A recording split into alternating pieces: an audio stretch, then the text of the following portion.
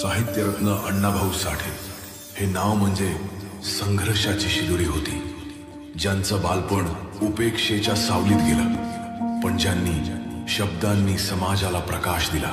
मजुरांच्या घामाला शब्दरूप देणारा हा माणूस साहित्याच्या माध्यमातून क्रांती घडवून गेला. रान मांगाचं हे जगावं, माझ्या चरणी लागावं.